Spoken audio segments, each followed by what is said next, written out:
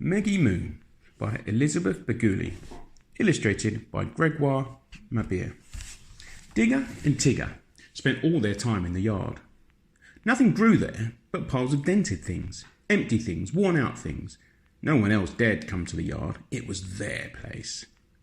Digger and Tigger were rough and tumble boys, spiky-haired, hole-at-the-knee boys. They were not brothers, but they went together like a dustbin and its lid. One day, a girl arrived. She walked through the high gate and clicked it shut behind her. She stared at the tangled rumble and the king of the castle boys. The boys stared back. "I'm Meggie Moon," said the girl. "Can I play with you?"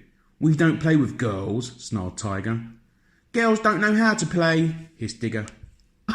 "Oh, don't they?" said Meggie, laughing. Meggie left the boys standing in the shadows and went to explore. The yard was a mess and the boys were unfriendly, but Meggie had ideas. She picked up some of the rubbish and began to arrange it. A tin here and a pipe there, until... "It's a racing car," said Tiger. "You can drive it if you want," offered Meggie. "Not likely," said Digger. But as soon as Meggie left, the boys jumped into the car and raced away until dark. The next day, Meggie came to the yard again. Digger and Tigger watched her picking over the junk. "Go on then, build something," ordered Tiger. So Meggie made a ship. When it was finished, the boys played pirates. "Can I come aboard?" she asked.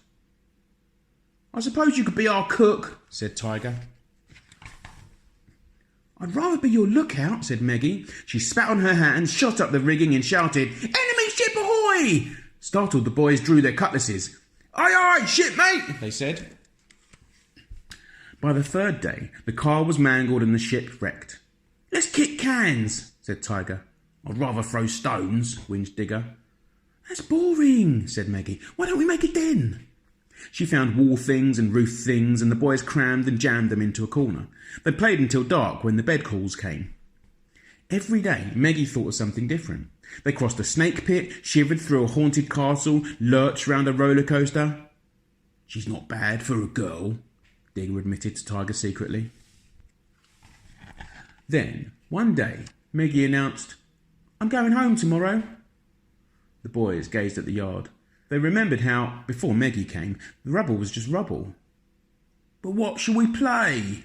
wailed Digger. "I've bought you a goodbye present. You can play with that." Meggie wheeled in a towering load and toppled it in front of them.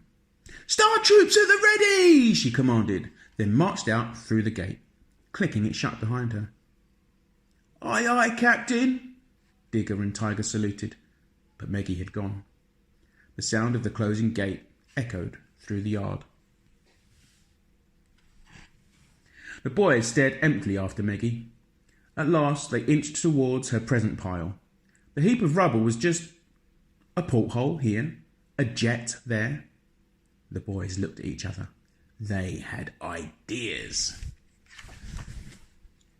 "Star Troops!" barked Digger. "At the ready!" shouted Tiger. By dusk, smooth things and crumpled things, shattered things and battered things spiralled high above the yard fence. With spacesuits on, the astronauts climbed into the rocket. "Blast off!" they chorused. With a roar and a rumble, the rocket burst into life, and Digger and Tiger shot off skywards, away from the yard in the starship Meggie Moon.